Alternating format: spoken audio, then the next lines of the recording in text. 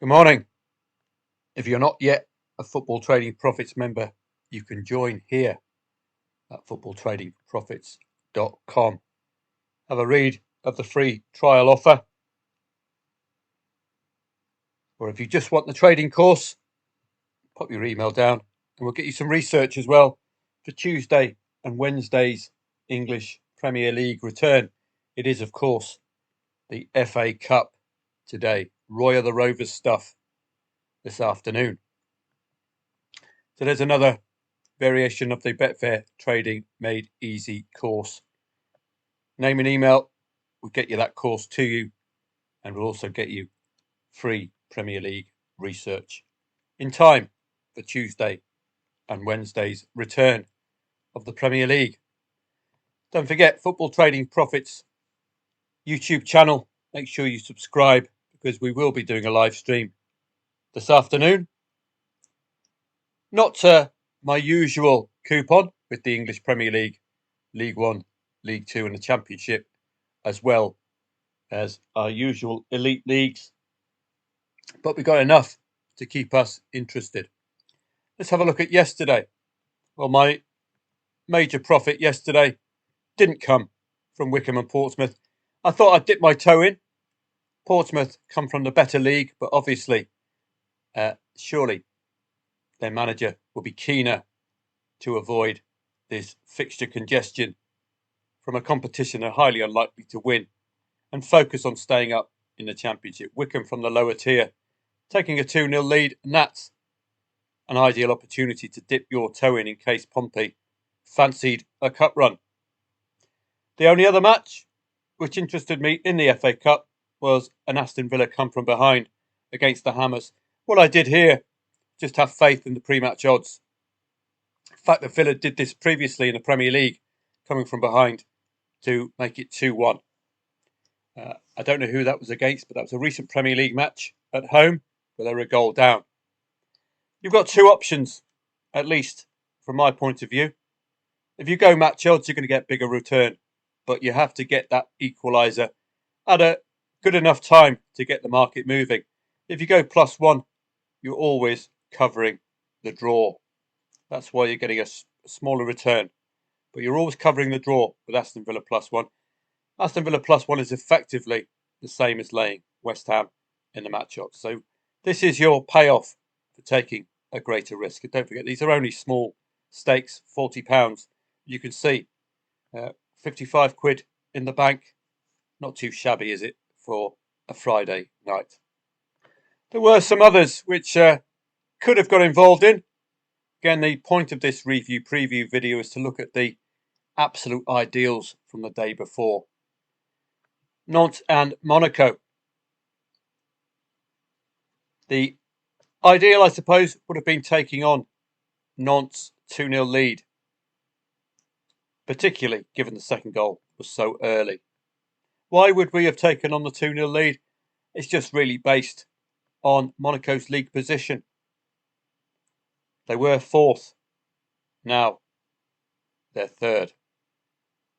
That would have been the only real reason for me to have looked at taking on Nantes. And as I alluded to with Wycombe, you can take on a 2-0 lead without it costing you too much. Auxerre and Lille. Well, this didn't change on the red card. Another match further on down did. It's an early red card, not so jolly for Mr. Jolly, and a missed penalty for David. You absolute David. Professional footballer missing a penalty. That's my bugbear. I don't know if it was linked in. It was very close time-wise, so I'm not sure you would or could have taken advantage. Were Lille resting players? Because you look at the cavalry coming on here. I don't know what the Lille first team looks like. They are a Champions League side. Very poor result for Lille in retrospect. Dortmund and Leverkusen. Well, 67% of Leverkusen goals scored away from home have come in the first half, but we didn't get an opportunity unless you played pre-match. First minute goal for Teller and Schick, superb player. Frimpong as well. Getting all the big boys back. Florian Wirtz. I know the old Terrier, Mr. Terrier.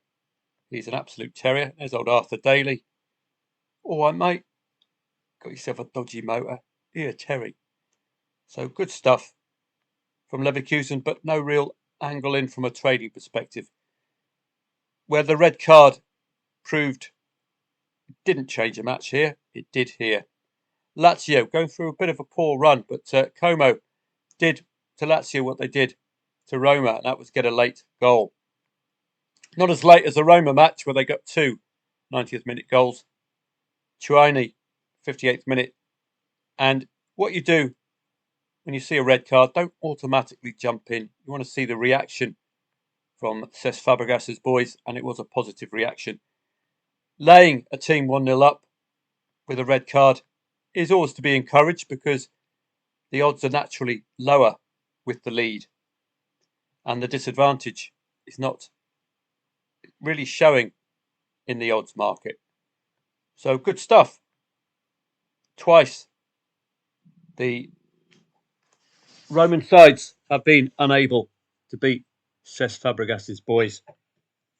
Excellent stuff. Sorry, a very touchy mouse. It must be very woke. Sit hard and go ahead, Eagles. No strong play there and a comeback from the winter break. Rayo Vallecano, Celta Vigo. Again, was this a red card changing match? No, it wasn't. Came on very late, 94th minute. Nothing strong about this particular match for me. Some of them are just difficult to unpack. As pre-match market would predict, 2.63 the favourite. So those were the main matches yesterday. Looking on to today, and look at that, 91 matches of potential interest. French Ligue 1, 4, 6 and 8 o'clock. You can tell immediately by the market. Something to tread warily with, 2.55 and 2.3 the favourite. Rennes and Marseille, the two coaches your sides are away from home this particular occasion. Bundesliga returns from the winter break. Freiburg against Holstein Kiel, who have been struggling. That looks about right, doesn't it? The mighty Hoff, question mark. A bit like Man United, Man City, which Hoff turns up. Mainz against Bochum looks about right. St. Pauli, newly promoted, playing Eintracht Frankfurt, who have been flying high. Let's take a look at that match using soccer stats. It just gives you a different perspective. And members, of course, will get absolutely full research in every single Elite League match. This is just an added bonus soccer stats research. So we move down to the Bundesliga here. Let's have a look at that St. Pauli Frankfurt match. Are St. Pauli better at home than away? Well, we'll soon find out. Don't forget the winter break could impact teams negatively. So, St. Pauli coming off the back of a 1-0 scalp against Champions League Stuttgart, which is an excellent result. I think we took that lead on, but Stuttgart couldn't cross the line. And again, if you take insurance out there, no worries at all. If you want to know what insurance is all about, you'll have to join footballtradingprofits.com. Frankfurt will be very grateful for the winter break. Poor result against what has been a poor Leipzig. Lois Lane getting the winner there for Leipzig. 1-3 against Mainz as well. A couple of the big boys. But prior to that, it takes a big team to beat them and away from home. I don't think St. Pauli are quite in that grouping, are they? Leipzig, Leverkusen and Dortmund. Your usual Champions League type sides. Notably, Frankfurt have only failed to score in their opening match of the season away at Dortmund. So we'd be expecting them to get on the score sheet. St. Pauli failing to score in 4 defeats at home. So that is a struggle for them against better opponents. The only positive they've got going for them is the return of the winter break, which might catch sides like Frankfurt unawares. But they've scored in the last 14. They're looking pretty solid today. Challenge table, as ever, will tell you where these two are relative to each other. And it's 14th against 3rd. Eintracht Frankfurt 3rd. And you note they failed to score pretty much in all bar one home match, St. Pauli this season. So if they do score first, it's going to be a big shock. Highly unlikely they'll score a second. Frankfurt only tend to fall foul against the top six. So you're going to be expecting them to fill their boots, really. 3 goals at least against sides 15th and lower. So we've already got an on paper strong angle for the away side, don't we, today? Looks very strong indeed. So second half, they are more vulnerable, Frankfurt, away from home, second half. But with the St. Pauli failing to score in the vast majority of their home matches, this does look like a comfortable afternoon away from home for Frankfurt. More comfortable than 2.25 would suggest. What on earth is going on with 2.25? Those with the glass half full will see that as extremely good value, won't they? Based on this lot's inability to even score at home. Bayern Munich have historically had trouble after the winter break. The only way to find that out is to use uk.soccerway.com. Choose the team and you can go backwards. Choose the Bundesliga only. And in seasons past, they have had the odd wobble. But you'll have to go take your DeLorean and go back in time. So this is the winter break. This is what I'm alluding to, this kind of a result here. Beating the Hoff, but then losing to Werder Bremen. 2 matches in post-winter break in 2024. We have to go a bit further back to look at the 2023. And not going through a good run at all, were they? In 2023, on the return from the winter break. Draw, draw, draw. So you've just got that in the back of your mind. With sides like Bayern Munich, are they going to be fully wound up? Mainz against Bochum, Hoffenheim and Wolfsburg. We can have a look at this one on Soccer Stats because it is, on paper, an imponderable. Hoffenheim, one of those sides, it's very tough to get a handle on. So let's have a quick look at this one. Again, Soccer Stats coming to our aid. Hoffenheim, win, loss, win, draw, loss at home. No strong pattern at all. Look who they're beating at home as well. Very much out of sorts, Leipzig. Impacted like Man City were by the Champions League new format. Lost to St. Pauli. Scoring 3 goals but not winning against Werder Bremen. This is pretty much Hoffenheim down to a T. Which Hoff turns up.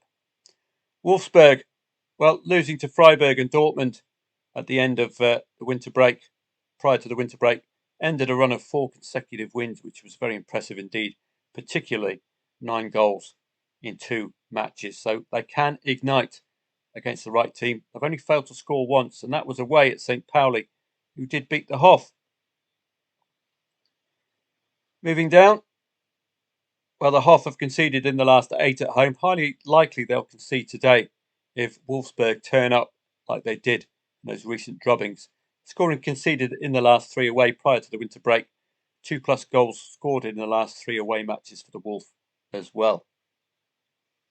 15th against 11th, and Wolfsburg are unbeaten against 10th and lower, home and away. Hoffenheim, goals you'd expect. So if you want a neutral play, that could be the avenue, couldn't it?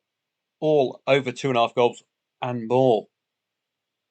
Apart from the Freiburg and the St. Pauli matches, which were probably 2.5 goal trading matches. You don't have to get 3 goals in a match to have a profitable 2.5 goals trade. Don't forget that. 100% over 1.5 goals at home. So only 0-0 at half time. Got a degree of confidence in taking that on second half. 86% for Wolfsburg away. 71% over 2.5 goal for the Wolf away. 75% over 2.5 goal at home for Hoffenheim. So it looks pretty good, doesn't it, for overs. Home for the home side, away for the away side. Starting off brightly with 5 goals scored, but do concede. Strange timings for their most conceded goals, Hoff. So watch out. Potential for goals before half-time, it's about a 50-50. But 67% of the Wolves' goals have been scored away from home in the first half. So we might have a first half angle there. Any 0-0 at half-time, take it on second half with a degree of confidence. So for me, that looks more of a neutral play, doesn't it? I wouldn't be trusting this lot. But this looks like really good value, doesn't it? Again, sensitive. Mouse. I'm going to have to dye my mouse's hair pink, I think. And sit in front of a car. Just stop oil. Very sensitive old mouse, this one. Must be a diversity hire. In Italian Serie A, we've got all odds on favourites today, which I do embrace.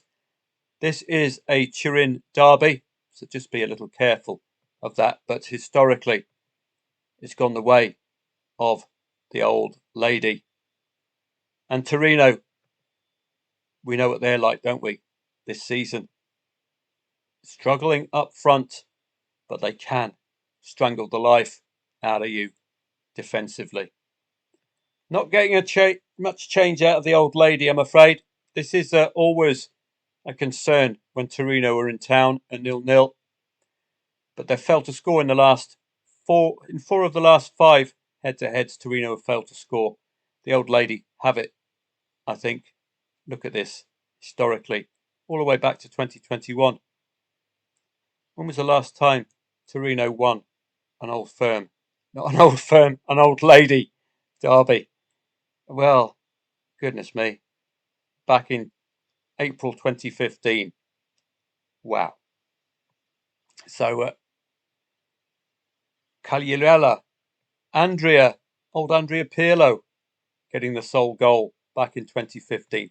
So, from that head-to-head perspective for the Turin derby, you're not expecting much from Torino, are you? But don't forget, derby matches can see some strange results. Great to see the Eredivisie back after a winter break. I'll be looking forward to trading some of that today. PSV and AZ Alkmaar can flirt with being a kind of a derby-style match, as I call them. We can have a quick look at this one, if you'd like. PSV and AZ Alkmaar. Are PSV just too hot for AZ? Both sides have a reputation for goals. Let's have a look.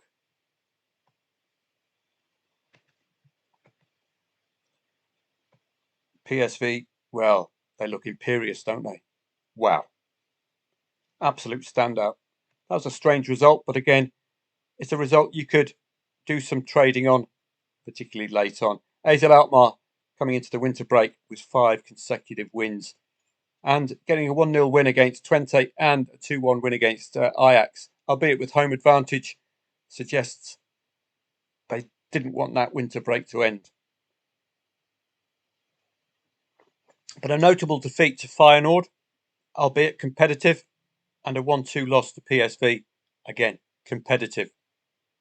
Although was it?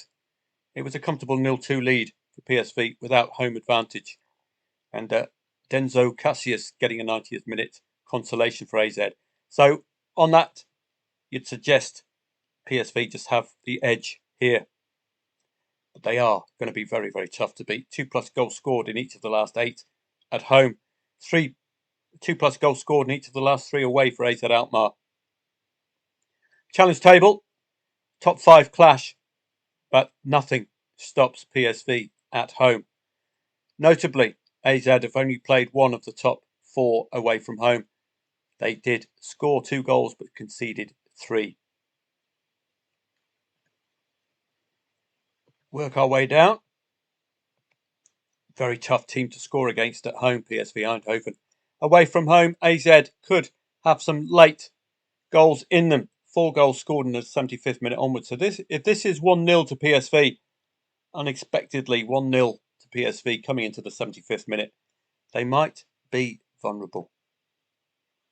And no 0-0 at half-time yet at home for PSV, suggesting a half-time, full-time result in their favour. Certainly, if it's 0-0 after 15 minutes, you might want to remember that we haven't had a 0-0 at half-time at home. We've had 5 2-0s. So you might want to look at over 1.5 first half goals if it's 0-0 after 15 minutes. So although this is a derby-style match, clearly favouring PSV Eindhoven there. La Liga, great to see that as well today, but it's a tough old coupon, 2.5 and a couple of 2.1s at home. Sevilla and Valencia, I don't know what to make of these two.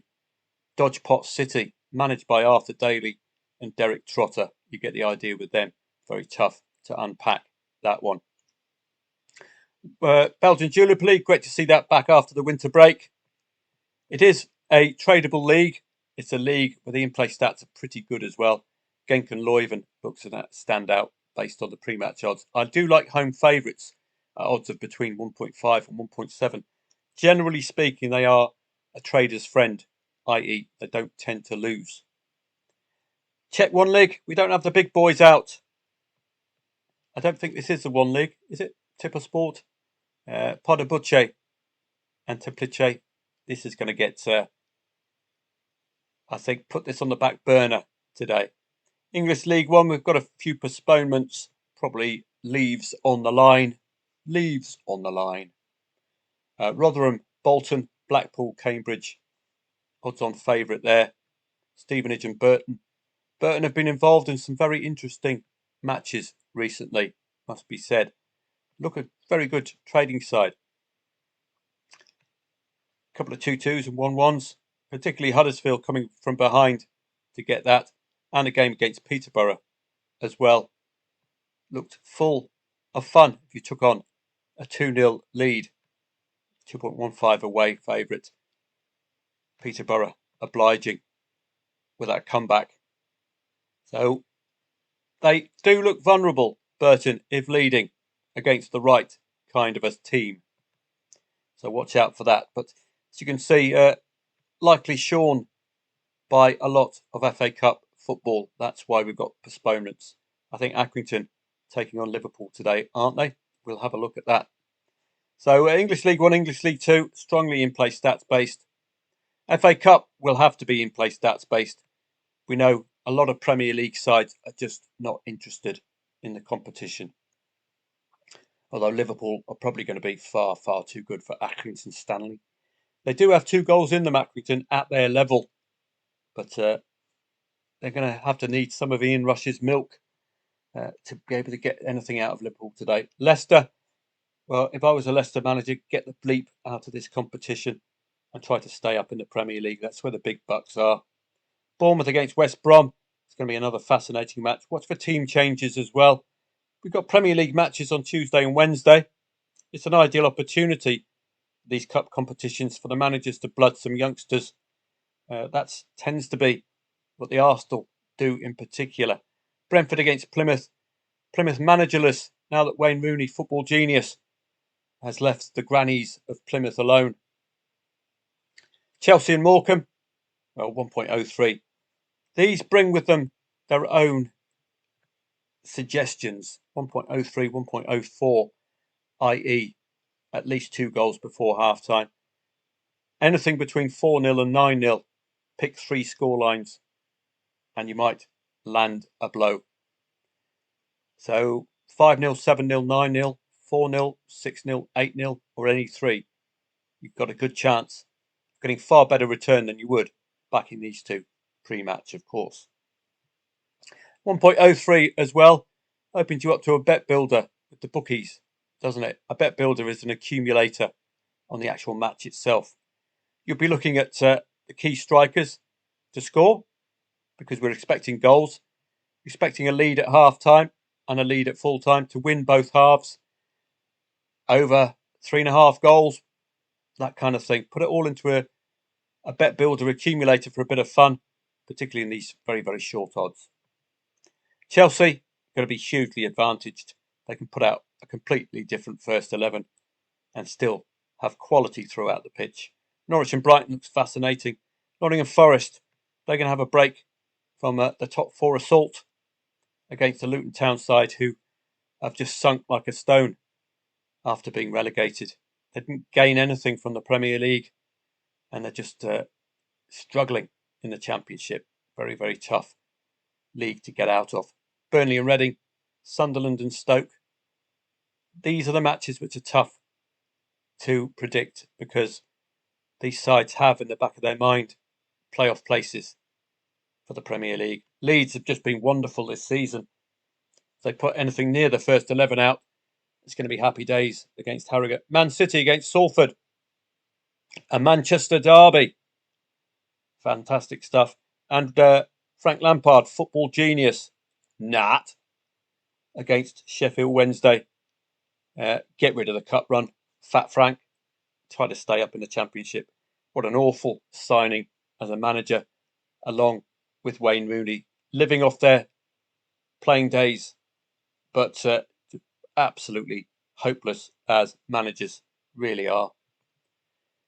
This is interesting. HJK against Guniston. Why Guniston odds on favourite? From 4.8 down to 1.44. Are HJK in Finland playing with Santa Claus up front or something? Because that is a hell of a move. So has there been an illness in the HJK Helsinki camp? Because HJK and KUPS are two of the big guns in Finland. French League 2, welcome. I picked this out for you last night, for you members on Telegram, even though it was my night off.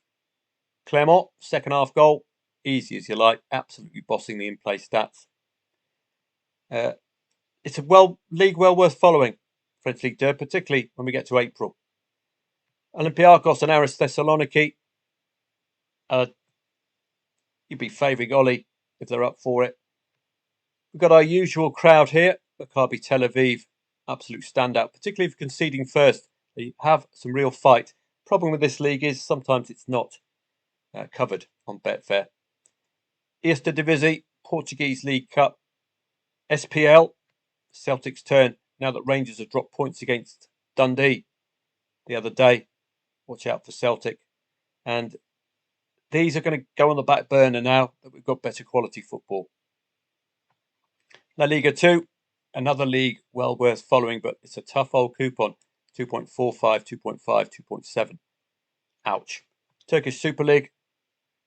Bez, Besiktas look a standout there today. And the Turkish One League, that's one for the end of the season.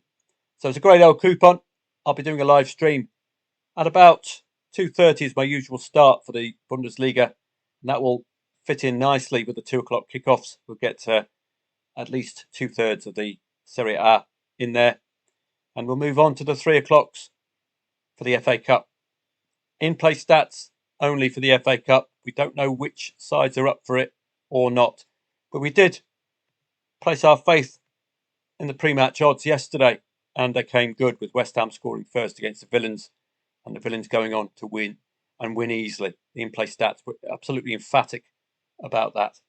So I'll see you 2:30 p.m.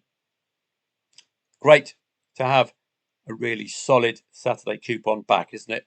We've had to sit and suffer some really poor football, quality-wise and choice-wise this week. But this is more like it, isn't it? Post-winter break, and we're all set sail for the end of the season.